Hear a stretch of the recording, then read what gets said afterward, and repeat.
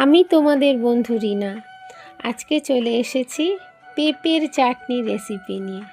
তার জন্য শুকনো খোলায় জিরে আর লঙ্কা ভেজে নিয়েছি, আর একটাই মাত্র পেঁপে, সেটা আমি গ্রেট করে নিয়েছি। দেখতে থাকো। তো এবার আমি সাদা তেল কড়াইতে দিয়ে গ্রেট করা পেঁপেটা ছেড়ে দিলাম। দিয়ে আমি একটু নাড়াচাড়া করব কিছুক্ষণ। তো দেখো, কিছুক্ষণ নাড়াচাড়া করে পেঁপের একটা গন্ধ থাকে, তো ওই গন্ধটা চলে যাবে।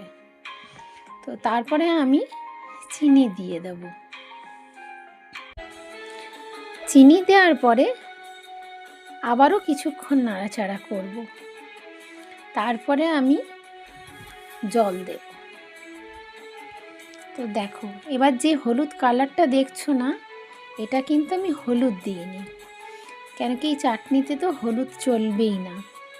এটা হলো পেঁপেটার কিছু কিছু জায়গায় না এই পেকে পেকে গেছিলো, তো সেই জন্যই এই হলুদ কালারটা হয়েছে।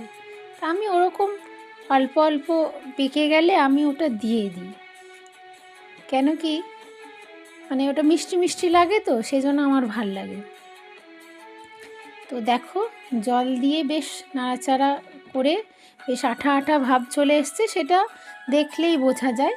এবার আমি অন্য আরেকটা কড়াইতে সাদা তেল একটু দিয়ে আমি কালো সর্ষে ফোড়ন দিলাম, দিয়ে একটু তেজপাতা আর দুটো লঙ্কা ভেঙে আমি দিয়েছি, শুকনো লঙ্কা।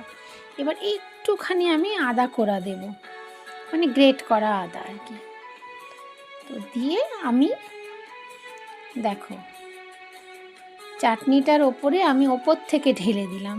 এবার একটু লেবুর রস করা ছিল, আমি ওটাও ওপর থেকে দিলাম। দিয়ে এবার আমি এগুলোকে মিশিয়ে নেব। এবার এটা দিচ্ছি আমি বিট নুন। আমি তো আগে নুন দিইনি, ওই জন্য আমি ওপর থেকে বিট নুনটা দিলাম। আর এটা হলো ওই যে লঙ্কা ভেজেছিলাম শুকনো খোলায়, ওই লঙ্কাগুলোকে আমি হাত দিয়ে একটু গুঁড়িয়ে নিয়েছি, আর জিরেটাকে আমি গুঁড়ো করেছি। দেখো, ওপর থেকে দিয়ে দিলাম আমি। দেখো কীরকম লাগছে দেখতে, বলো। আমার তো দারুণ লাগছে। দেখো, তোমরাও ট্রাই করো, ভালো লাগলে বলো।